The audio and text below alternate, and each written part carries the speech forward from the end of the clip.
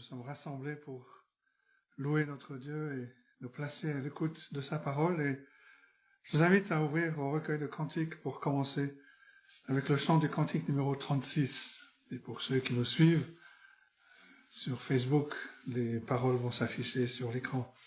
Cantique numéro 36. Loué soit Dieu le Seigneur, le puissant roi de gloire. Mon âme, il faut l'acclamer par un chant de victoire. Réveille-toi, viens au devant de ton roi pour célébrer sa mémoire. Cantique numéro 36.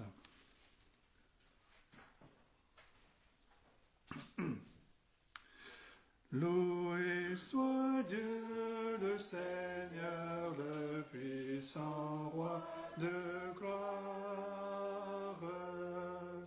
Mon âme, il faut l'acclamer par un chant de victoire. Réveille-toi, viens au devant de ton roi pour célébrer sa mémoire. Loué soit Dieu, le Créateur, le souverain Maître. À tous il donne le mouvement, la vie et l'être.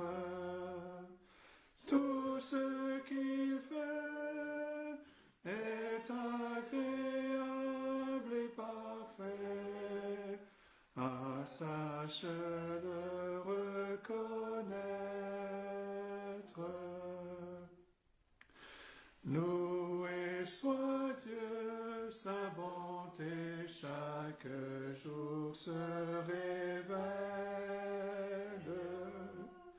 Il t'a donné la santé, t'a gardé sous son aile. Ses tendres soins pourvoient à tous tes besoins. Vois combien il est fidèle. Loué soit Dieu, que les anges lui rendent hommage, que sa louange sur terre en tout lieu se propage, car l'unisson tout en moi chante son nom. Alléluia, d'âge en âge. Je vous invite à nous incliner dans la prière. Prions.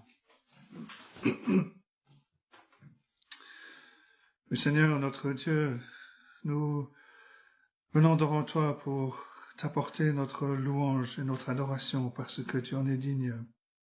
Tu es le Créateur, comme nous l'avons chanté. Tu es celui qui, par ta parole toute puissante, a créé toutes choses.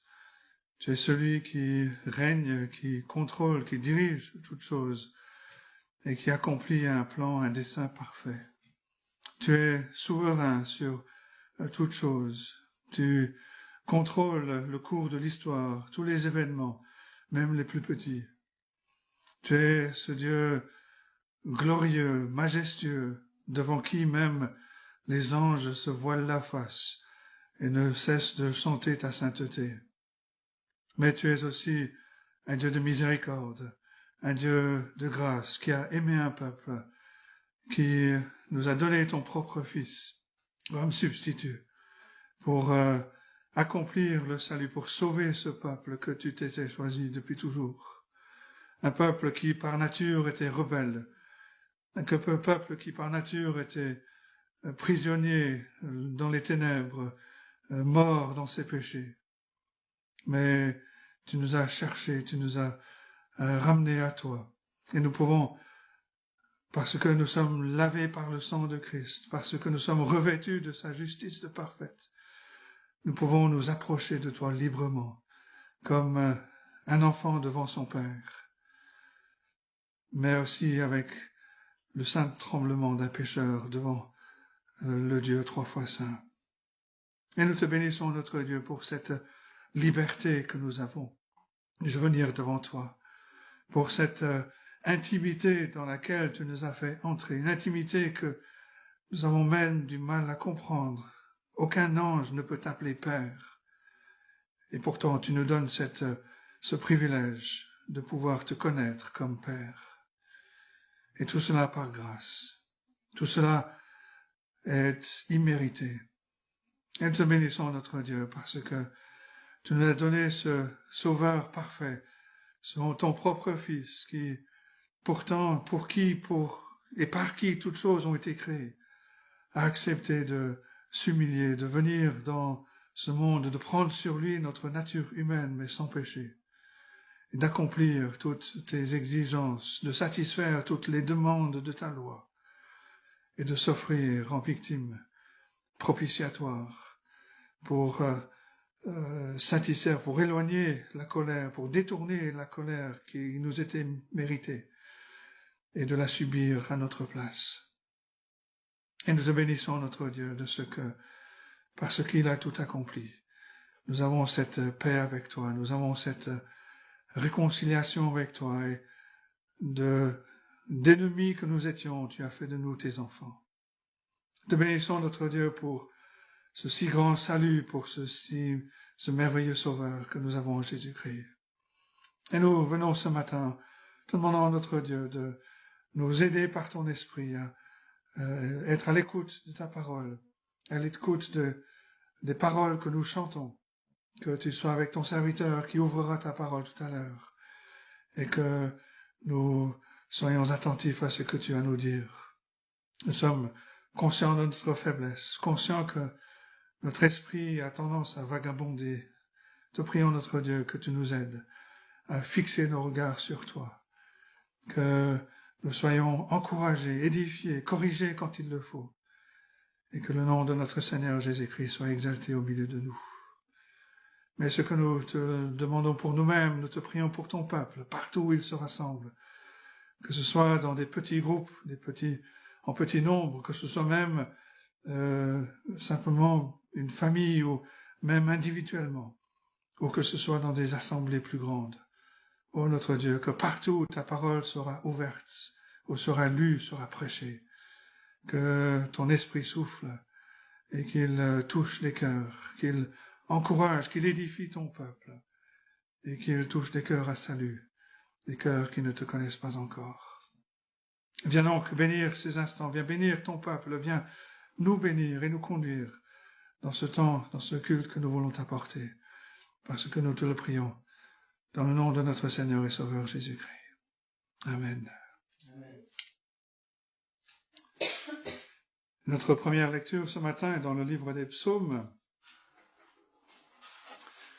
et nous allons lire le psaume 85. Psaume 85, on va le lire et je vais faire quelques commentaires sur un verset en particulier. Psaume 85, un psaume adressé au chef des chantres des fils de Corée. Psaume. Tu as été favorable à ton pays, ô Éternel. Tu as ramené les captifs de Jacob. Tu as pardonné l'iniquité de ton peuple. Tu as couvert tous ses péchés. Tu as retiré toute ta fureur. Tu es revenu de l'ardeur de ta colère. Rétablis-nous, Dieu de notre salut. Cesse ton indignation contre nous. T'irriteras-tu contre nous à jamais? Prolongeras-tu la colère éternellement? Ne nous rendras-tu pas à la vie, afin que ton peuple se réjouisse en toi?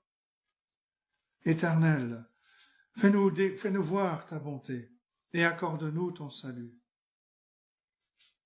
J'écouterai ce que dit Dieu l'Éternel, car il parle de paix à son peuple et assez fidèle, pourvu qu'il ne retombe pas dans la folie.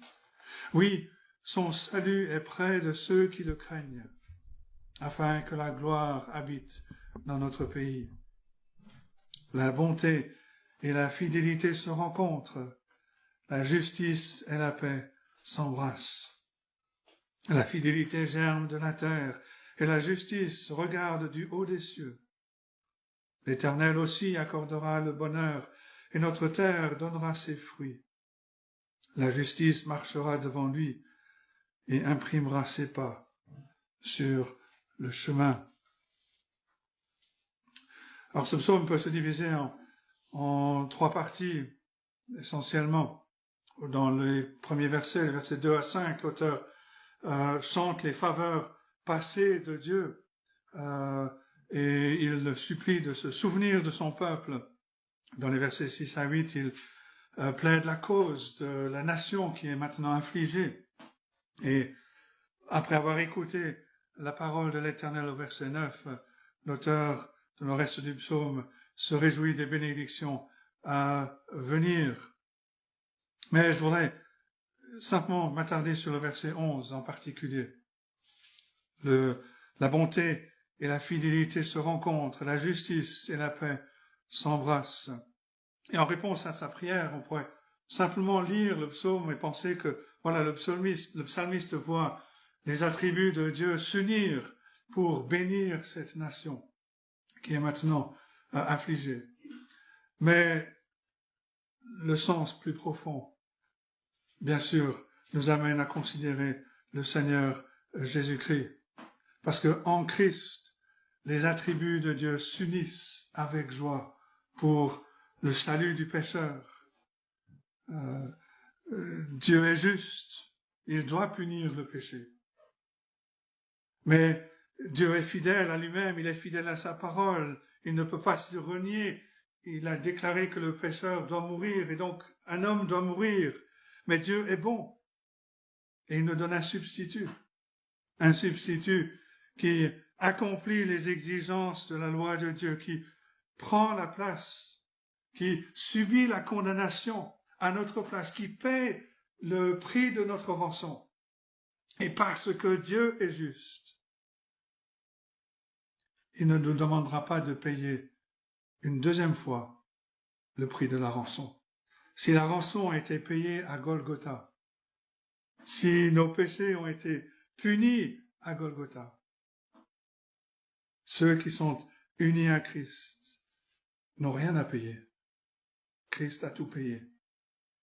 La rançon a été payée, les péchés ont été punis, mes péchés ont été effacés, et parce qu'ils ont été effacés, il n'y a plus de condamnation pour ceux qui sont en Jésus-Christ. Et parce qu'il n'y a plus de condamnation, Dieu nous déclare, Dieu nous considère justes. Et nous avons donc la paix avec lui en Christ. La bonté, la fidélité se rencontrent, la justice et la paix s'embrassent parfaitement en Christ. Nous avons un merveilleux Sauveur qui a accompli un merveilleux salut. Le psalmiste pouvait se réjouir que Dieu parle de paix à son peuple et à ses fidèles. Nous avons la paix avec Dieu. Et nous allons chanter un deuxième cantique au numéro 331, où l'auteur de ce cantique suit l'exemple du psalmiste dans les psaumes 42 et 43. Rappelez-vous, le psalmiste c'est que se parle à lui-même. Pourquoi t'as battu mon âme? Et ici, l'auteur du cantique se parle à lui-même. Repose en paix, mon pauvre cœur en peine. Jésus est là, comme un tendre berger. Cantique numéro 331. Repose en paix, mon pauvre cœur en peine. Jésus est là, comme un tendre berger. Il est puissant, sa grâce est souveraine. de tes fardeaux, il veut te décharger. C'est vers le ciel que son amour te mène. Il est fidèle et ne saurait changer. Repose en paix, pauvre cœur de misère. Jésus est là, comme hier et demain. Ne doute pas de l'amour du calvaire. Oui, dans la nuit, éclaire ton chemin. Tu comprendras bientôt tous les mystères quand cesseront ton deuil et ton chagrin. Repose en paix, mon pauvre cœur en larmes. Ne sais-tu pas que Jésus est vivant? Il chassera ta crainte et tes alarmes, car à sa voix obéit l'ouragan. Même la mort est soumise à ses armes. En ton Sauveur, vie éternellement. Et notre deuxième lecture ce matin est dans la lettre de Paul aux Éphésiens, passage que je pense nous connaissons bien, Éphésiens chapitre 2. Nous allons lire le chapitre en entier, où Paul nous rappelle au début de ce chapitre ce que nous étions, ce que nous sommes par nature. Et là, il s'adresse à des chrétiens, donc il leur rappelle ce qu'ils étaient par nature, et ce que tout homme, toute femme est aujourd'hui, en dehors de Christ. Il est mort, comme le dira l'apôtre Paul, puis ensuite il va parler de ce que la personne est, ce que nous sommes en Christ, et les bénédictions que nous avons en lui, et la charnière, c'est les deux premiers mots du verset 4, mais Dieu. C'est le Dr. Lloyd Jones, quand il a prêché sur ce passage, qui a dit que ces deux mots résument l'évangile. Mais Dieu. Voilà ce qui fait la différence. Ce n'est pas moi, ce n'est pas un homme, ce n'est pas une doctrine, c'est Dieu. Mais Dieu. Lisons donc le chapitre en entier et suivons le raisonnement de l'apôtre Paul. Éphésiens chapitre 2, et nous commençons donc au verset 1. Vous étiez morts par vos offenses et par vos péchés, dans lesquels vous marchiez autrefois selon le train de ce monde, selon le prince de la puissance de l'air, de l'esprit qui agit maintenant dans les fils de la rébellion.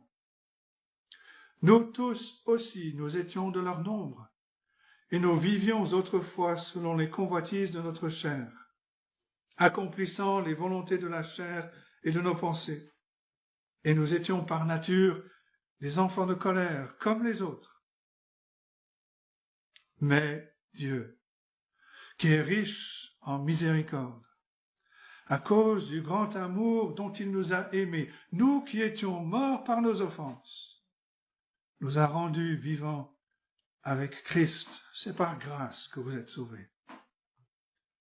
Il nous a ressuscités ensemble et nous a fait asseoir ensemble dans les lieux célestes en Jésus-Christ, afin de montrer dans les siècles à venir l'infinie richesse de sa grâce, par sa bonté envers nous en Jésus-Christ. Car c'est par la grâce que vous êtes sauvés, par le moyen de la foi. Cela ne vient pas de vous, c'est le don de Dieu. Ce n'est point par les œuvres, afin que personne ne se glorifie. Car nous sommes son ouvrage, et ont été créés en Jésus-Christ pour de bonnes œuvres que Dieu a préparées d'avance, afin que nous les pratiquions. C'est pourquoi, vous, autrefois païens dans la chair, appelés incirconcis par ceux qu'on appelle circoncis, et qui le sont en la chair par la main de l'homme, souvenez-vous que vous étiez en ce temps-là sans Christ, privés du droit de cité en Israël, étrangers aux alliances de la promesse, sans espérance et sans Dieu dans le monde. Mais maintenant, en Jésus-Christ, vous qui étiez jadis éloignés, vous avez été rapprochés par le sang de Christ, car il est notre paix, lui qui des deux n'en a fait qu'un, et qui a renversé le mur de séparation, l'inimitié, ayant anéanti par sa chair la loi des ordonnances dans ses prescriptions. Il a voulu créer en lui-même avec les deux un seul homme nouveau, en établissant la paix, et les réconcilier avec Dieu l'un et l'autre, en un seul corps, par la croix, en détruisant par elle l'inimitié. Il est venu annoncer la paix à vous qui étiez loin, et la paix à ceux qui étaient près. Car par lui, les uns et les autres, nous avons accès auprès du Père dans un même esprit. Ainsi donc, vous n'êtes plus des étrangers, ni des gens du dehors, mais vous êtes concitoyens des saints, gens de la maison de Dieu. Vous avez été édifiés sur le fondement des apôtres et des prophètes, Jésus-Christ lui-même étant la pierre angulaire. En lui, tout l'édifice bien coordonné s'élève pour être un temple saint dans le Seigneur. En lui, vous êtes aussi édifiés pour être une habitation de Dieu, en esprit. Et jusque-là, la parole de Dieu. Et avant de laisser la place à Jean-Claude pour le message, nous allons chanter un cantique qui est le cantique numéro 293, qui est en quelque sorte une prière. À tes pieds, ô divin Maître, je me place avec bonheur. En t'adorant, je veux être ton disciple, ô mon Sauveur. Parle, j'ai soif de t'entendre. Parle, je n'ai qu'un désir, que ta voix puissante et tendre à mon cœur se fasse ouïr. Le cantique 293. À tes pieds, ô divin Maître, je me place avec bonheur. En t'adorant, je veux être ton disciple, ô mon Sauveur. Parle, j'ai soif de t'entendre. Parle, je n'ai qu'un désir, que ta voix puissante et tendre à mon cœur se fasse ouïr. Faites place aux voix humaines, à la voix de mon Sauveur. Pensées vaines et choses vaines, éloignez-vous de mon cœur. Tous les bruits, faites silence. Toi, mon Maître, parle-moi. Recueilli en ta présence, mon âme n'entend que toi. Parle-moi, témoin fidèle, découvre-moi le trésor de ta sagesse éternelle, et ne naître pas encore. Ta parole, c'est la vie,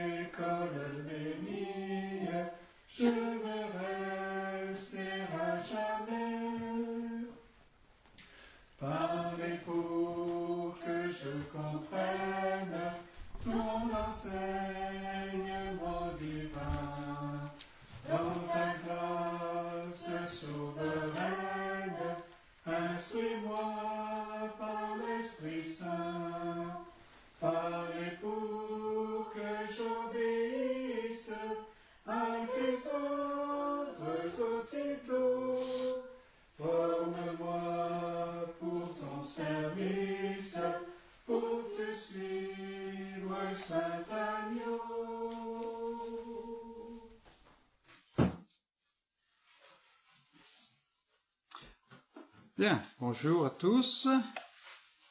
Je vous invite à venir avec moi ouvrir la parole de Dieu dans le livre de la Genèse, au chapitre 11. Et on va lire du verset 27 jusqu'au verset 5 du chapitre 12, mais on va regarder un peu tout le passage. Alors c'est un passage sur lequel j'ai déjà prêché. J'ai découvert un message sur le site de l'église de Chalon déjà, mais c'est à géométrie variable. Alors ce qui avait été prêché était très utile pour la préparation. J'avais moi-même d'autres notes, mais qui ne correspondaient pas du tout à là où nous en sommes. Donc voilà, c'est un peu un melting pot. Donc, Genèse chapitre 11, et au verset 27, nous lisons « Voici la postérité de Térash. Térash engendra Abram, Nachor et Haran. Haran engendra Lot, et Haran mourut en présence de Térash, son père, au pays de sa naissance, à Ur en Chaldée. Abram et Nachor prirent des femmes. Le nom de la femme d'Abram était Saraï, et le nom de la femme de Nachor était Milca, fille d'Haran, père de Milca et père de Gisca. Saraï était stérile, elle n'avait point d'enfant. Térash prit Abram son fils, et Lot, fils d'Haran, fils de son fils, et Saraï sa belle-fille, femme d'Abram son fils.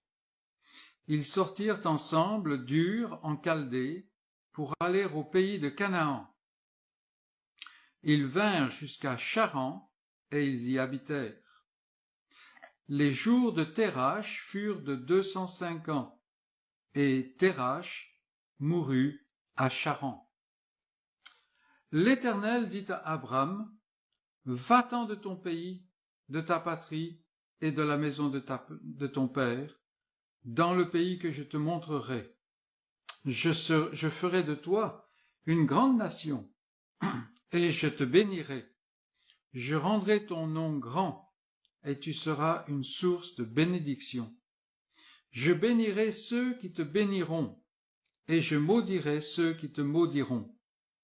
Et toutes les familles de la terre seront bénies en toi. Abram partit, comme l'Éternel le lui avait dit, et Lot partit avec lui. Abram était âgé de 75 ans lorsqu'il sortit de Charan. Abram prit Saraï, sa femme, et Lot, fils de son frère, avec tous les biens qu'ils possédaient, et les serviteurs qu'ils avaient acquis à Charan. Ils partirent pour aller dans le pays de Canaan, et ils arrivèrent au pays de Canaan. Et c'est la parole de Dieu. Et ce matin, donc, nous voulons regarder ce passage et un peu le reste du chapitre 12, et on va considérer la foi d'Abraham. La foi d'Abraham. Donc, c'est le titre pour ceux qui mettent sur les sites. Dans tout le début de la Genèse, nous voyons la multiplication de la race humaine en partant d'Adam, à travers Seth, la terre, ce peuple d'hommes et de femmes qui sont à l'image de leur Père, c'est-à-dire des hommes, des femmes, des jeunes, des enfants qui sont asservis dès la naissance au péché et séparés de Dieu. Même si un petit nombre a commencé à invoquer le nom de l'Éternel dans la génération qui a suivi Seth, la terre se remplissait d'hommes et de mâles, jusqu'à ce que Dieu intervienne avec le déluge. Et on a cette description de ce qu'il a vu quand il regardait sur la terre. Et Dieu est intervenu donc avec le déluge, mais aussi avec un homme à qui il a fait grâce, Noé. Et le processus recommence. Multiplication des hommes, multiplication du mal, avec une situation très semblable à la nôtre. C'est à ce moment que nous voyons, par exemple, alors là, il y a des siècles qui passent, mais nous voyons l'incident de Babel. Les hommes, afin de s'affranchir de Dieu, ce Dieu contre qui ils se rebellent, les hommes donc décident de s'unir pour bâtir une ville et une tour qui les amènera au ciel par un autre chemin. C'est en fait, pour nous qui vivons aujourd'hui, la première globalisation. La suite est connue. Dieu sépare les hommes et les plonge dans l'incompréhension les uns envers les autres. Dieu intervient de nouveau pour séparer les hommes et les disperser à la surface de la terre. On ne vient pas au repos de l'âme en unissant des cœurs rebelles, mais en passant par la promesse de grâce que Dieu a donnée au début, juste après la chute. Donc les hommes, en fait, suivaient déjà à ce moment-là une voie sans issue, une voie qui était vouée à l'échec de s'unir. On ne peut unir que ce qu'on a en soi. Les hommes ont voulu refaire le chemin vers Dieu en s'unissant et en conjuguant leurs forces. Ça, c'était vraiment le cœur de Babel, afin de s'affranchir de Dieu. Dieu avance, lui, avec son dessein de grâce, en sélectionnant une famille, puis un homme dans cette famille, Abraham. Alors, je signale maintenant, pour éviter les questions, tout le temps que nous allons regarder, Abraham est en fait Abram. Mais bon, c'est plus facile, on va l'appeler Abraham, parce qu'on vit dans l'espérance, n'est-ce pas? Donc, voilà, les hommes cherchent à s'unir, à tous se ressembler. Ils n'y arrivent pas, bien entendu. Et Dieu fait exactement le contraire, il sélectionne. Et ça pose beaucoup de problèmes parce que les gens disent, mais alors les autres? Eh bien, Dieu a répondu dans sa parole à cette question. Mais il sélectionne donc Abraham. Et maintenant, on a l'histoire biblique, l'histoire de Dieu, qui zoome, et ça va aller jusque dans le Nouveau Testament, sur une famille, sur un homme, puis une famille, et puis une tribu et une nation. Et c'est bien là l'histoire de l'image de l'œuvre de Dieu. Il y a beaucoup de voies, mais la voie que Dieu prend est une voie qui est complètement différente. Et cela nous fait penser, par exemple, à un message qu'on a regardé, je crois que c'était il y a 15 jours, Ésaïe 54, où nous avons cette parole qui est tellement claire. Autant les cieux sont élevés au-dessus de la terre, autant mes voix sont élevées au-dessus de vos voix, sont différentes. Voyez. Et ici, on a exactement cela. Les hommes veulent faire disparaître les différences, les spécificités. Lui, au contraire, il singularise Abraham. Un homme spécial seulement dans le dessein de Dieu. Et puis il singularise le peuple qui est issu d'Abraham, car il va accomplir le salut au moyen d'un seul homme, son homme, qui en fait est lui-même incarné, Jésus-Christ. Et quand même le peuple juif s'accapare les bienfaits de l'alliance en pensant que ce n'était que pour eux, n'est-ce pas? Même quand ces Juifs s'accaparent les bienfaits de l'Alliance, Dieu fait éclater le carcan humain pour manifester l'immensité de son dessein. C'est pour les païens. D'une part, un dessein qui concerne toutes les familles de la terre, et d'autre part, un dessein qui ne repose pas sur ce que l'homme produit, mais sur ce que Dieu suscite. Donc, ça n'est pas ce que l'homme fait, mais c'est ce que Dieu fait. Et on le voit dans notre passage. On le voit en fait dans tout le livre de la Genèse. Et je prends l'occasion, une petite parenthèse, je prends l'occasion pour vous recommander ce commentaire sur la Genèse qui est publié de Philip Ifson, qui est vraiment très bien, et il montre ce point en particulier. Ici, dans notre passage, le passage commence, enfin ce qu'on a lu, commence avec « Voici la postérité de Térach », verset 27. Mais en fait, une meilleure manière de rendre ce passage, ça serait « Voici ce que produit Térach ». En fait, il va produire, donc parce qu'après, au bout d'un moment, on oublie assez rapidement Térach, et puis on passe à ce qui est venu de Térach. Et c'est toute la Genèse est bâtie sur ce modèle-là. C'est ce que Dieu fait. Térach a produit des hommes qui sont tout à fait à son image. Ils ont toujours un cœur rebelle et centré sur le moi, centré sur soi.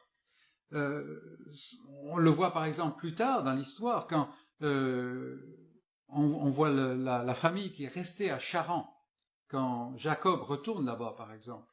Ce sont des gens qui sont dans l'idolâtrie, qui ont des dieux. Rachel elle-même avait ses idoles, elle part, elle suit son mari avec ses idoles.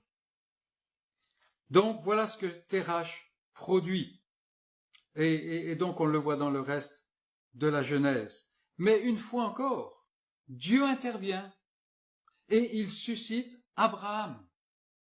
Et c'est donc l'histoire de l'humanité.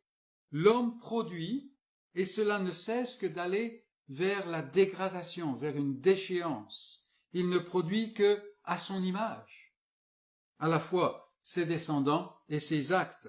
Et on pense à ce Genèse 6, l'Éternel vit que toutes les pensées de l'homme étaient toujours, continuellement, tournées vers le mal. Et quand la génération de Noé est décrite dans le Nouveau Testament, le Seigneur ne dit pas qu'il faisait un mal extraordinaire. Non, ils vivaient pour eux-mêmes. Ils prenaient en mariage, ils donnaient en mariage, ils mangeaient et tout ça, et ainsi de suite. Ce que nous faisons aujourd'hui. Voilà ce que l'homme produit. Mais Dieu, continuellement, relève la bannière de sa vérité en suscitant l'homme qui amènera son dessein vers la réalisation ultime. Et on a vu Noé, avant il y avait Seth, on a vu Noé, on voit Abraham, ensuite il y aura sans cesse des hommes que Dieu suscite, n'est-ce pas? On pourrait penser que Ésaü sera celui qui va faire avancer. Non, Dieu choisit Jacob. Et nous avons vu dans la lettre aux Romains que en fait c'est l'œuvre de Dieu, du dessein de Dieu. Et continuellement, jusqu'au jour où précisément il choisit l'homme qu'il envoie, qui ne vient pas de la terre lui-même. Et en fait c'est ce que montre Étienne dans son discours au chapitre 7 des Actes, quand il reprend l'histoire devant le Sanhédrin, l'histoire d'Israël. Alors il n'est pas en train de faire simplement un catalogue de l'histoire d'Israël. Il montre qu'à chaque fois que Dieu a suscité quelqu'un, cette personne a été haïe des autres. Et là on pense à Joseph par exemple. Et il dit, et maintenant, voilà, il a suscité dans ces derniers jours l'envoyé ultime. Et qu'est-ce qu'ils ont fait? Ils l'ont mis en croix. En fait, c'est tout ce que Étienne dit, parce que c'est l'histoire de l'humanité. Une humanité qui est rebelle. Et si Dieu ne relevait pas sa bannière, la bannière de son salut, il n'y aurait point de salut. Et il la relève dans le cadre de l'alliance qui, en fait, va jusqu'à ce salut ultime dont on a parlé dans la préparation, dans la présidence de ce culte, c'est cette croix qui a été dressée. Mais Dieu. Et puis plus loin, il dit, mais maintenant. Donc il y a quelque chose de nouveau. Vous vous rappelez, on a regardé ce maintenant, c'est pas simplement quelque chose de chronologique, c'est une autre manière de venir. Donc là, on a Abraham, et on va regarder ce matin la foi d'Abraham. Premier point, la naissance de la foi d'Abraham. Alors, il faut reconnaître, le texte que nous avons devant nous présente des difficultés. Peut-être le mercredi, on pourra entrer dans ces détails, on ne va pas laisser la chose focaliser notre attention maintenant. On va se concentrer sur ce que Dieu fait. Mais il y a des difficultés. Alors, j'aurais pu intituler ce message « L'appel » ou « La vocation d'Abraham ». Et en fait, c'est un peu dans ce sens-là que j'étais parti, car on y voit effectivement que Dieu vient l'appeler à partir vers ce qu'on est venu à appeler la terre promise. Mais d'autres passages dans la Bible montrent que quelque chose s'est produit avant cet appel. Et si on va en Acte 7, par exemple, on voit Étienne qui se défend devant, enfin, il se défend pas, il défend la foi biblique devant le Sanhédrin, et il dit, regardez, le Dieu de gloire, alors c'est Acte 7, verset 2, le Dieu de gloire apparut à notre père Abraham. Donc, vous voyez, ici, Étienne ne parle pas d'appeler. La fin de la phrase, il le fera. Mais il a apparu. Et c'est le Dieu de gloire. Il a apparu à notre père Abraham. Néhémie, lui, dit pour sa part, c'est toi, Éternel, qui as choisi Abraham et qui l'a fait sortir d'Ur en Chaldée. C'est Néhémie 9, 7, si vous prenez des notes. Il l'a choisi. Et puis il l'a fait sortir. Et la question se pose, qu'est-ce qui s'est passé à Ur en Chaldée? Abraham était-il quelqu'un de spécial qui se distinguait de ses compatriotes dans cette ville?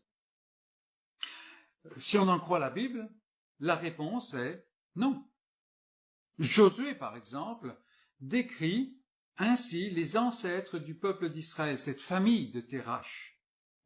Il dit, vos pères, Térash, père d'Abraham et père de Nachor, donc là il met les trois ensemble, habitaient anciennement de l'autre côté du fleuve, c'est-à-dire de l'autre côté de l'Euphrate. Là on parle de la zone Babylone-Ur. Ils habitaient de l'autre côté du fleuve.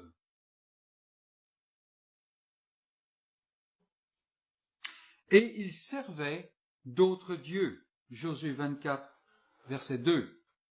Ils servaient d'autres dieux. Et là, bien entendu, c'est la famille. Et Abraham, il est là. Et il sert d'autres dieux. Et alors, Ur était connu pour tout un système religieux très sophistiqué. Il y a eu des fouilles qui ont mis au jour des choses dans ce sens-là. Abraham n'était pas pire que les autres, mais Abraham n'était pas meilleur que les autres. Il ne se distinguait pas. Il était là. Comme son père, comme son frère, il faisait ce que tous les autres habitants de cette ville, Ur, faisaient. Ils adoraient d'autres dieux, et ils le faisaient parce qu'ils ne connaissaient pas le seul vrai Dieu, l'Éternel, le Dieu de l'Alliance. C'est pour cela. La foi d'Abraham, le père, le modèle des croyants, n'est pas quelque chose que lui-même a produit. C'est assez intéressant quand on pense à tout ce qui s'est produit par la suite dans le peuple juif et surtout à l'époque de Jésus et puis de l'Église primitive. Le premier juif, mes amis, était païen. Il n'était pas différent.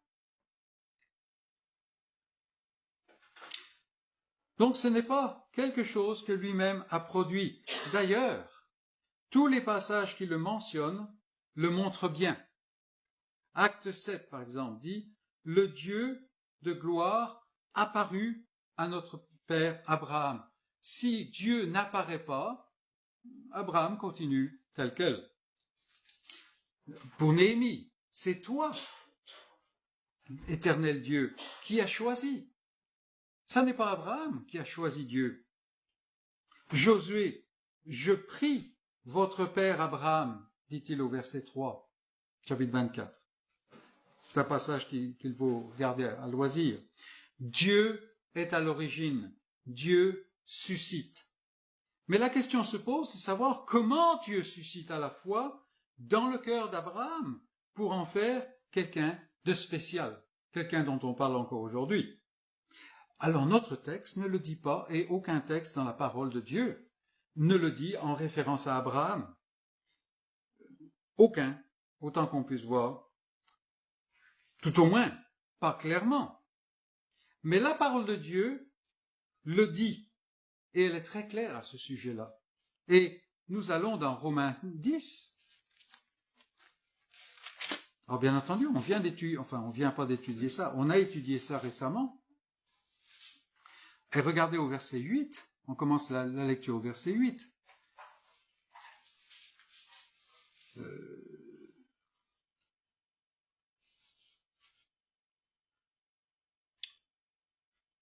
La parole est près de toi, dans ta bouche et dans ton cœur. Or, et c'est là qu'on prend, c'est la parole de la foi que nous prêchons. Donc là, on est en train de parler de la même chose, n'est-ce pas? Si tu confesses de ta bouche le Seigneur Jésus, et si tu crois dans ton cœur que Dieu l'a ressuscité des morts, tu seras sauvé. Voilà ce qui s'est passé en Abraham. Car c'est en croyant du cœur qu'on parvient à la justice, et c'est en confessant de la bouche qu'on parvient au salut, selon ce que dit l'Écriture. Quiconque croit en lui ne sera point confus. Et puis, il n'y a aucune différence en effet entre le juif et le grec, puisqu'ils ont tous un même Seigneur qui est riche pour tous ceux qui l'invoquent. Car quiconque invoquera le nom du Seigneur sera sauvé. Or à la foi. Donc Abraham a dû invoquer le nom de l'Éternel.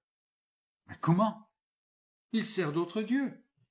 Continuons au verset 14. Comment donc invoqueront-ils celui en qui ils n'ont pas cru? Et comment croiront-ils en celui dont ils n'ont pas entendu parler? Et comment en entendront-ils parler s'il n'y a personne qui prêche? Et comment y aura-t-il des prédicateurs s'ils ne sont pas envoyés, selon qu'il est écrit qu'ils sont beaux les pieds de ceux qui annoncent la paix, de ceux qui annoncent de bonnes nouvelles? Vous voyez, c'est la prédication. Et ici, on se pose la question, comment est-ce que Abraham est venu à croire? Eh bien, d'une manière ou d'une autre, la bonne nouvelle du salut de Dieu par grâce était annoncée à Ur. Et Dieu a utilisé cela pour donner la vie à cet homme, une vie qui croit. La parole de Dieu le dit clairement. Alors, d'où venait celui-là? Et ainsi de suite, on ne sait pas. Le salut vient de l'écoute de la parole et de l'œuvre de l'Esprit sur la parole. Terach ne pouvait rien apporter à son fils. Et la vie de Dieu donne de nouveaux yeux. Remarquons en passant que nous ne savons absolument rien de celui ou de ceux qui ont été utilisés pour toucher le cœur d'Abraham. Absolument pas. Rien n'est dit. Et pourtant, ces personnes ont été utilisées. Et on pense, par exemple, plus près de nous, cet homme, Charles Spurgeon. La plupart d'entre nous, nous avons lu des livres de Spurgeon, n'est-ce pas? Un homme qui a été puissamment utilisé. Mais on ne sait pas vraiment le nom de celui qui a été utilisé pour toucher son cœur, ou pour que Dieu touche son cœur. Alors apparemment, il y avait 3 hommes qui prétendaient être ceux-là, il y a eu des bagarres, c'est dommage, ça gâche un peu l'histoire, n'est-ce pas? Mais les hommes font toujours ça. Mais on ne sait pas le nom. Mais peu importe. Parce que on voit ce que Dieu a fait à travers ce serviteur, on voit ce que Dieu a fait à travers Abraham. Et c'est une leçon pour nous. Parce que nous sommes là, parfois, à parler, et on a l'impression qu'on fait même pas attention à nous. Est-ce que cet homme, à Ur en Chaldée, a su quelque chose au sujet d'Abraham? Pas évident. On ne sait pas. Tout simplement. Et ça nous aide parce que des fois, on a l'impression de faire la figuration. Mais si nous avons la semence, c'est la semence qui compte.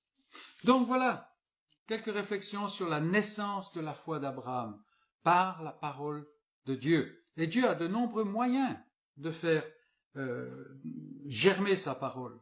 Maintenant, voyons un deuxième point, la vocation de la foi d'Abraham. Parce que l'appel de Dieu s'adresse à Abraham, mais il s'adresse à la foi d'Abraham. Donc ce titre peut surprendre. Ne vaut-il pas mieux dire la vocation d'Abraham? Oui, c'est possible. Mais il y a des éléments dans cette histoire qui permettent de penser que l'appel de Dieu s'est passé en 2 temps. en 2 temps. Et c'est parmi les difficultés de tout ce passage-là. Mais on va laisser ça de côté pour le moment. Pour commencer, il est clair que Dieu s'est révélé à Abraham alors qu'il était à Ur en Chaldée. C'est ce que nous venons de voir. Est-ce que l'appel de quitter Ur physiquement accompagnait cette révélation? Cela n'est pas sûr. Il est possible que oui, car Terach semble avoir saisi cette occasion pour partir et s'établir à Charan. Alors, si c'est des lieux qui vous sont un peu barbares et inconnus, vous regardez, pas nécessairement maintenant, mais au dos de votre Bible, vous avez des cartes. Il y a une carte qui est assez simple, hein, et ça montre. C'est le croissant fertile comme on apprenait dans le temps. Je ne sais pas si on le fait encore maintenant. On le fait encore maintenant? D'accord. C'est le croissant fertile et Charan est en haut du croissant fertile. Donc il semble que Terach a pris cette occasion ou une occasion pour partir et s'établir à Charan avec la famille qui lui restait, tout au moins Abraham et la famille de celui qui est décédé. Il semble que Nachor est suivi plus tard. En tout état de cause, Abraham n'a pas répondu entièrement à cet appel si celui-ci lui a été adressé à Ur. Et cela nous enseigne une vérité importante.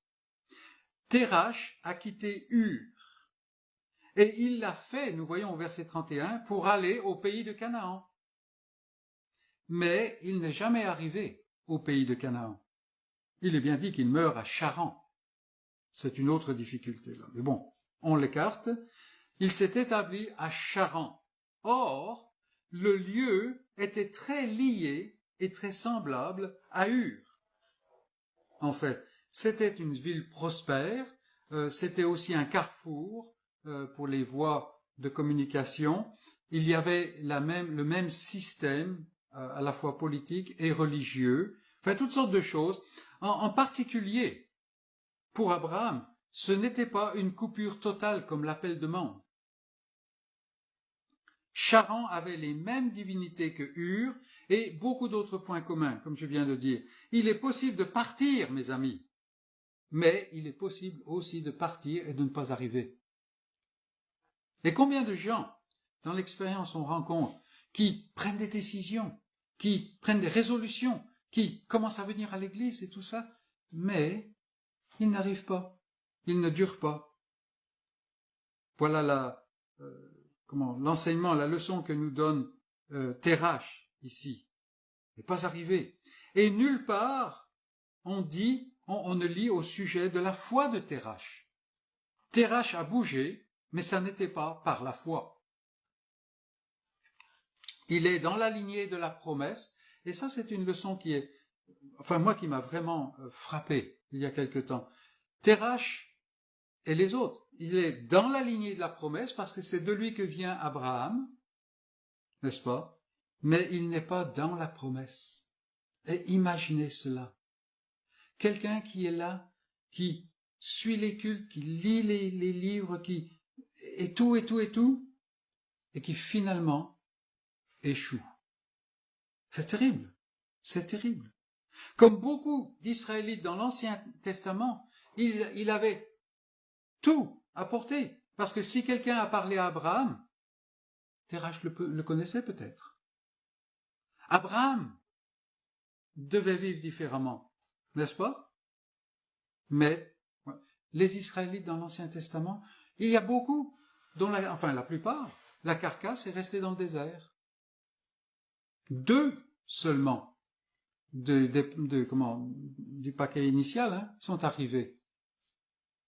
Les Juifs au temps du Nouveau Testament, vous imaginez, ils ont vu, entendu le Seigneur de gloire et ils ont fini à gauche. Là, je ne parle pas politiquement, je suis simplement une référence à cette parabole, n'est-ce pas, avec les boucs. Et combien de personnes religieuses aujourd'hui? On a une forme de religion, on pense qu'on est OK, mais il n'y a pas de puissance. Il n'y a pas de puissance. Abraham, quant à lui, lorsque l'ordre de Dieu lui parvient à Charan, il part de la bonne manière. Peut-il s'en glorifier? Non, c'est la foi qui l'habite, la vie de Dieu, cette vie qui croit, qui lui donne l'obéissance pour faire cela. Et on pense aux paroles de Paul. Paul, le grand apôtre, comme on dit aujourd'hui. Mais lui ne se voyait pas comme le grand apôtre, hein. Pas du tout. Et lui dit, la vie que je vis aujourd'hui, ce n'est pas moi qui vis, c'est la vie de Christ qui vit en moi. C'est Christ qui vit en moi. Et même quand il parle de tout ce qu'il a fait, il dit en fait, je n'ai aucun mérite parce que l'amour de Christ me presse. Et c'est exactement la même chose que nous voyons en Abraham. Nous lisons des mots très simples, très déterminés, très précis. Hébreux 11, verset 8, c'est par la foi qu'Abraham obéit et partit. Acte 7, verset 4, il sortit alors du pays. Ici, dans notre passage, Abraham partit comme l'Éternel le lui avait dit. Ils partirent pour aller dans le pays de Canaan et ils arrivèrent au pays de Canaan. Toute petite parenthèse. Mes amis, chacun de nous, nous avons à nous examiner. Oui, nous sommes partis. Mais où est-ce que nous sommes? Établis à Charan, dans le tombeau voisin de celui de Terach. Or, Terach avait tout à disposition, sauf que Dieu ne s'était pas révélé à lui. La foi que Dieu donne part et arrive. Surtout, elle obéit à Dieu, même quand il faut tout quitter et ne pas savoir où on va. Est-ce que ma consécration est entière ou est-ce que je mesure ce que je peux donner à Dieu? Est-ce que je vais garder pour moi? C'est une question, n'est-ce pas? Et vous qui êtes croyants, vous savez que cette question se repose continuellement. Parce qu'on a cette tendance de la chair dans laquelle nous sommes encore à reprendre quelque chose. Un petit bout de confort, un petit bout d'espace. Troisièmement, on a vu donc la naissance de la foi d'Abraham, la vocation de la foi d'Abraham, la spiritualité de la foi d'Abraham. De quelle trempe est cette foi que Dieu a donnée aux patriarches? Nous avons vu qu'elle sépare du monde, des voies du monde plutôt, et qu'elle s'accompagne de l'obéissance à Dieu. Les versets 6 à 9 montrent une autre dimension dans le passage du chapitre 12. Abraham parcourut le pays jusqu'au lieu nommé Sichem. Là encore, vous retournez à la carte. Jusqu'aux chênes de Morée. Il vous faudrait une autre carte, celle-là n'est pas suffisante. Les Cananéens étaient alors dans le pays. L'Éternel apparut à Abraham et dit, « Je donnerai ce pays à ta postérité. » Et Abraham bâtit là un autel à l'Éternel qui lui était apparu. Il se transporta de là vers la montagne à l'orient de Béthel, et il dressa ses tentes, ayant Béthel à l'occident et Haï à l'orient. Il bâtit encore là un autel à l'Éternel, et il invoqua le nom de l'Éternel. Abraham continua ses marches en s'avançant vers le midi. Ces versets, bien sûr, ont une valeur hautement symbolique, bien qu'ils soient tout à fait historiques. Abraham a marché entre ces lieux. Ses sandales se sont posées sur le sol. J'insiste parce que souvent on fait on fait une antithèse entre symbolique et réalité. Non, les versets sont symboliques, mais réels. Abraham se rend dans plusieurs lieux une fois qu'il est parvenu en Canaan. Alors pour nous aujourd'hui, dans une époque, une culture toute différente, la chose n'est pas tellement claire. En outre, on peut penser que comme il est nomade et qu'il a des troupeaux, alors il est normal que Abraham soit sans cesse en mouvement. Surtout qu'il était riche. Il en avait beaucoup. Or, ce n'est pas le cas. D'ailleurs, plus tard, il va quand même s'installer dans un lieu de manière plus permanente. En fait, par la foi, Abraham prend possession du pays pour l'Éternel, pour le Dieu de l'Alliance. Et si vous vous promenez dans la nature, il y a des fois, vous allez voir des marques d'un animal. La semaine dernière, on voyait des marques d'un renard. Je ne vais pas aller dans les détails, c'est un petit peu glauque, mais l'animal va mettre des marques et il marque son territoire. Alors, si les autres animaux de son espèce viennent, là, j'entre pas, parce que sinon, je vais avoir des problèmes. C'est exactement ce que Abraham fait. Il prend possession du pays pour l'Éternel, pour le Dieu de l'Alliance. Donc, il fait ça par la foi, et il fait ça en ayant les yeux sur la finalité de l'Alliance, qui est annoncée depuis Genèse 3,15. N'oublions pas que le voyage d'Abraham pour Canaan n'est pas une simple relocalisation. Ça n'est pas quelqu'un qui va trouver un meilleur job. Ur était beaucoup plus prospère, beaucoup plus moderne que Canaan. Canaan, c'est la brousse. Hébreux 11 est très clair là-dessus. Abraham est allé à Canaan parce que Dieu lui avait donné de voir le but de son alliance. Allons en Hébreux 11. C'est un passage d'une très belle beauté et qui s'applique à tout croyant aujourd'hui, très directement en fait. Hébreux 11.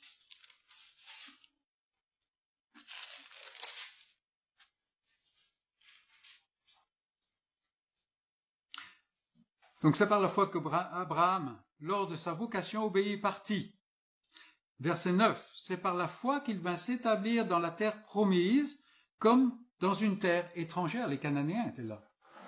Et il n'a jamais eu de lieu qui lui a appartenu, sauf le lieu de sépulture. Donc comme une terre étrangère, habitant sous des tentes, ainsi qu'Isaac et Jacob, les co-héritiers de la même promesse, car Abraham attendait la cité qui a de solides fondements, celle dont Dieu est l'architecte et le constructeur. Parce que si jamais il n'avait pas eu les yeux sur ça, en arrivant à Canaan, il avait toujours la possibilité de retourner à Ur. Or, Abraham était un homme nouveau. C'est donc pour cela que l'Éternel lui apparut et lui confirme son alliance pour l'avenir. Ta postérité possédera le pays.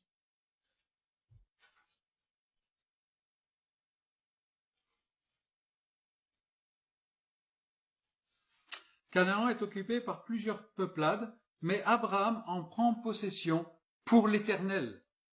Ça n'est pas pour lui, c'est pas une conquête dans ce sens-là. Il le fait pour l'Éternel. Et d'ailleurs, quand il achète le lieu de la sépulture de Sarah, son épouse, il l'achète.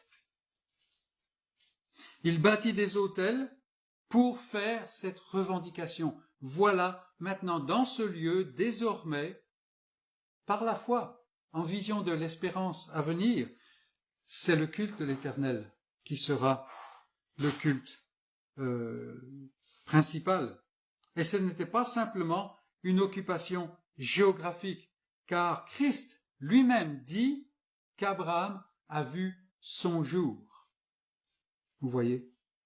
Il a vu en fait la fin de l'alliance, le but de l'alliance.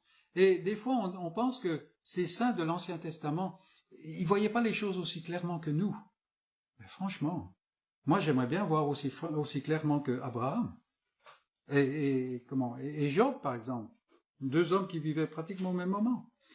Toute la démarche d'Abraham est spirituelle, car Dieu lui a donné une nouvelle vie et il a réveillé son esprit. C'est ça, cette foi. Et il en est de même pour tous ceux qui ont la foi d'Abraham, dans toutes les circonstances.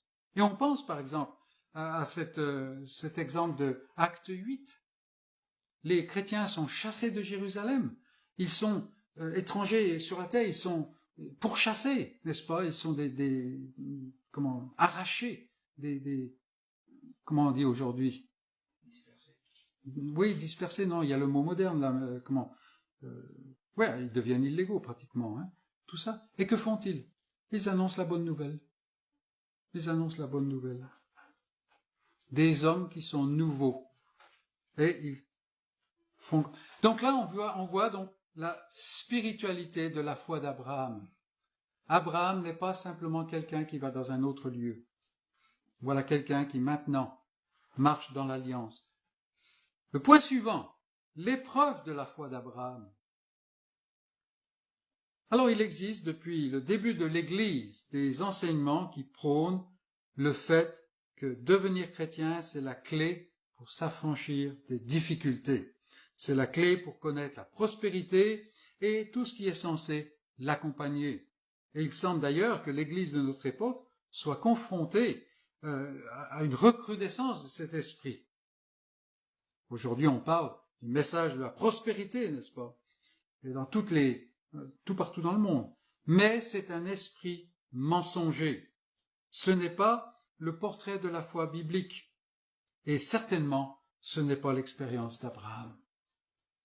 D'Abraham obéissant. Il peut être un peu difficile pour nous de saisir la force, la réalité de la situation. Ur, la ville où résidait Abraham au départ, était un grand centre.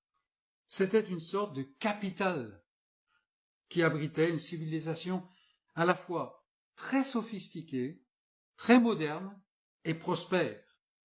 Et les fouilles qui ont mis au jour les ruines de Ur montrent qu'il y avait des choses qu'on a mis longtemps à redécouvrir. Abraham et sa femme et sa famille étaient-ils déjà des bergers en marge de cette zone urbaine? On ne sait pas, mais c'est très probable. Au niveau matériel, la vie était bonne à Ur en Chaldée. On était bien. Quitter une telle situation pour aller sans savoir où on va, même si c'est un pays que l'Éternel va lui montrer, tout cela n'est pas une mince affaire. Et là, il faut qu'on saisisse tout le poids qui était sur Abraham. Ce n'était certainement pas la recherche de la facilité, la recherche de la prospérité qui poussait Abraham. Et Abraham le fait, et c'est sans cesse appuyé par la foi. Le passage à Charan n'était pas très différent. C'était un peu une demi-mesure, entouré de la famille. Mais le passage montre qu'à Charan, Abraham était devenu riche. Donc, quand il part de Charan pour aller à Canaan, c'est quand même pas pour la recherche de la facilité. Canaan, en revanche, c'était une autre situation. D'abord, la géographie n'est pas la même. Une grande partie de Canaan, ce sont des montagnes. C'est donc pas aussi luxuriant que la vallée. Et puis, Abraham n'avait plus ses repères. Et là, on peut voir un peu, nous, dont les repères ont changé dans les derniers mois. En outre, on lit que les Cananéens étaient alors dans le pays. Des Cananéens qui étaient aussi idolâtres que les gens de Ur. Abraham, en venant dans l'alliance de Dieu, n'avait pas échangé le bien pour le mieux en termes humains et matériels. Non. Mais Hébreu nous dit que c'était un homme spirituel qui, dans la foi, regardait et attendait la consommation de la promesse, c'est-à-dire la présence de l'homme réconcilié avec Dieu, par grâce. Et c'est tout là le sens de la ville. La ville, c'est la protection, vous voyez. La cité qui vient, donc Dieu l'architecte. Pour rajouter à cette situation, nous lisons qu'il y eut une famine dans le pays. Alors vous imaginez, vous obéissez à Dieu, vous partez, vous quittez tout et vous arrivez, il y a la famine. Passer de l'affluence d'Ur à la famine de Canaan, heureusement qu'Abraham n'était pas séduit par le mensonge de la prospérité. Sa foi est mise à rude épreuve. Quitte ton pays. Et là, l'expression veut dire pars par toi-même, pars seul. N'attends pas que les autres viennent avec toi. Et ça, c'est important, c'est toujours l'appel de Dieu. Il obéit, il part. Les Cananéens sont dans le pays. Il possède le pays par la foi pour Dieu, en bâtissant des autels, en faisant le tour du pays, en présence des Cananéens. Donc là, on voit vraiment la puissance de la foi d'Abraham. Mais voilà la famine qui vient éprouver la foi d'Abraham aussi. Et la foi d'Abraham faillit. Elle chute à ce moment-là. Le voilà qui descend en Égypte et il connaît beaucoup de déboires. Plus tard même, il va chuter de nouveau de la même chute. Donc vous voyez, la foi d'Abraham n'est pas vraiment ce qui le distingue. Ça n'est pas ce qui le met vraiment en sécurité, parce que sa foi faillit, et elle faillit encore dans le même point. Quand il va, c'est à Gérard, n'est-ce pas? Tout cela nous montre que si la foi est le moyen, le mode opératoire par lequel Abraham se saisit des promesses de Dieu, ce n'est pas sa foi qui le sauve, parce que sa foi n'est pas à toute épreuve. L'homme de foi, le Père des croyants, est sauvé par l'œuvre du Dieu de la promesse en qui, par grâce, il a foi. Et nous avons lu ce chapitre 2 d'Éphésiens, n'est-ce pas? Vous êtes sauvés par grâce, par le moyen de la foi, afin qu'il n'y ait pas de gloire. Donc on peut passer beaucoup de temps à discuter sur les événements d'Égypte. Peut-être qu'on passera un moment à regarder ça plus tard. C'est pas très important. L'important, c'est de remarquer que, depuis son appel jusqu'à la mention de la famine, Abraham a suivi et obéi à Dieu. Ici, en quelque sorte, Dieu disparaît. Il n'est pas mentionné pendant tout le reste du chapitre 12. Dieu disparaît. Et Abraham prend en charge son avenir avec toutes sortes de stratagèmes qui s'avèrent finalement désastreux. Et vous les connaissez, si vous ne connaissez pas, il faudra que vous alliez lire ou écouter ce chapitre 12 qui est intéressant. En Égypte, Abraham s'enrichit, mais il chavire dans sa foi. Ne sommes-nous pas en danger de connaître souvent son expérience? L'épreuve de la foi d'Abraham. Et c'est quelque chose de très moderne, n'est-ce pas? Très personnel. Maintenant, voyons, pour finir, la restauration de la foi d'Abraham. Parce que ça n'est pas la fin. Abraham remonte d'Égypte. Abraham, il s'est fait coincer en Égypte. Mais Dieu intervient. Et combien de fois dans votre expérience, vous qui êtes croyants, combien de fois Dieu est intervenu quand vous avez tout foiré? Complètement. Il n'y a même plus moyen de revenir en arrière et le Seigneur fait une voie, comme au travers de la mer. Matériellement, Abraham remonte d'Égypte immensément riche. Ça va causer des problèmes. Spirituellement, il est en lambeaux. Il est repris par un roi païen. Il est interdit de séjour dans un lieu fertile. Il est séparé du sentiment de la présence et de l'intimité de Dieu. L'homme est cassé. Mais sa foi, qui a été éclipsée pour un temps, recommence à briller. Et c'est très encourageant, n'est-ce pas? Très encourageant. Ce n'est pas qu'Abraham se reprend en main et décide d'oublier ce qui vient de se passer. Bon, allez, on oublie, on efface ce passage-là, et puis maintenant on reprend au début du chapitre 11. Non, absolument pas, absolument pas. Que fait-il? Il se tourne vers l'Éternel. Il revient. La vie que Dieu lui a donnée, la vie qui croit, pour ainsi dire, cette vie reprend vie. Et bien entendu, puisqu'elle est immortelle, elle l'amène à retourner aux anciens puits. C'est quelque chose que son fils va faire plus tard. On ne va pas vers des choses nouvelles, on revient aux choses anciennes qui sont toujours nouvelles. Et là, on se rappelle Jean qui disait, mais je vous donne un commandement nouveau. Mais le commandement n'était pas nouveau du tout, mais il est donné d'une façon nouvelle. Et ici, la vie que Dieu lui a donnée reprend vie, et elle l'amène à retourner aux anciens puits, là où il était avec Dieu. Et ça, c'est vraiment la sagesse qui le pousse. Il revient à Béthel. Pourquoi est-ce qu'il revient à Béthel? C'est le lieu où était l'autel qu'il avait fait précédemment, nous lisons. Et là, Abraham invoqua le nom de l'Éternel. Quand il est descendu en Égypte, qu'il a craint pour sa vie, il n'a même pas pensé à l'Éternel. Il commence à faire tout un simagrée avec sa femme, sa demi-sœur, et ainsi de suite. Ici, il invoque le nom de l'Éternel. Cela ne nous fait-il pas penser à l'exhortation de Christ à l'adresse de l'église d'Éphèse?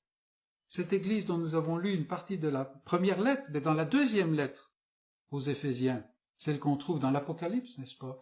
Alors une église qui était vraiment solide.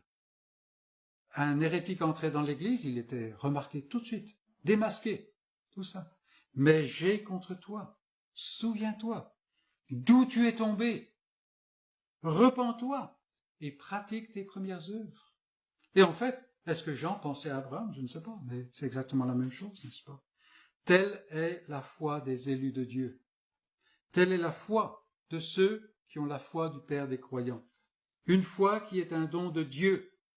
Une foi qui entend l'appel de Dieu et qui y répond dans l'obéissance. Remarquons bien cela. Une foi qui ouvre les yeux sur l'alliance de Dieu et qui est en Christ la postérité ultime.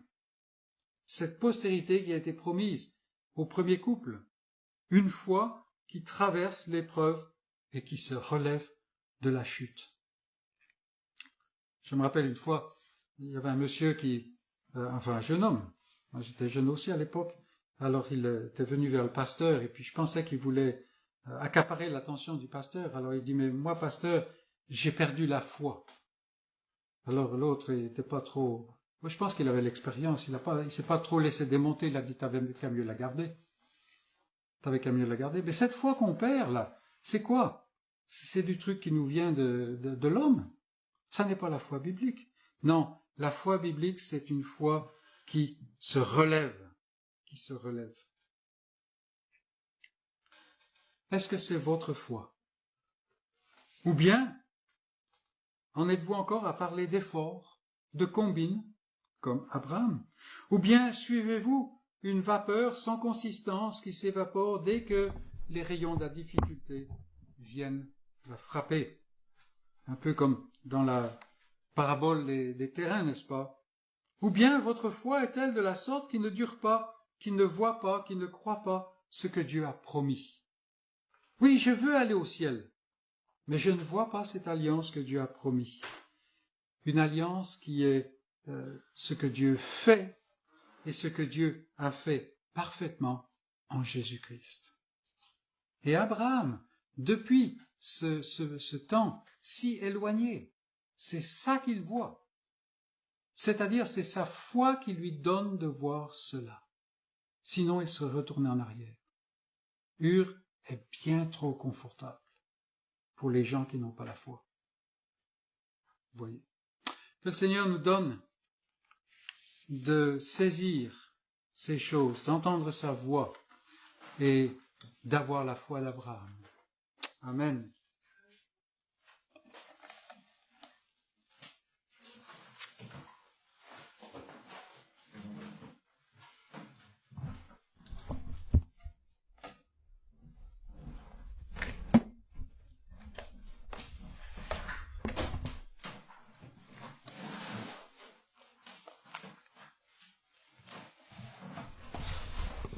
Petit réglage.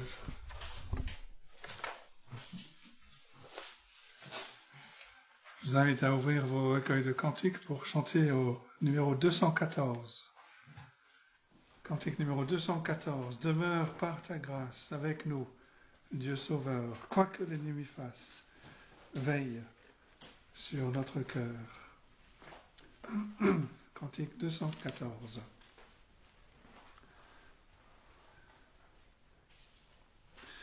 Demeure par ta grâce avec nous, Dieu Sauveur, quoi que l'ennemi fasse, veille sur notre cœur.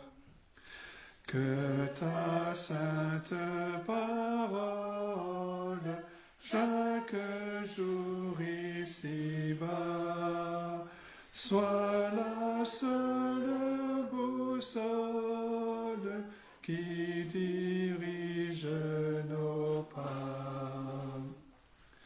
Éternelle lumière, que ta vive splendeur nous guide, nous éclaire et nous garde d'erreur. Étends sur nous ton aile et demeure à jamais avec nous, Dieu fidèle, répands sur nous ta paix.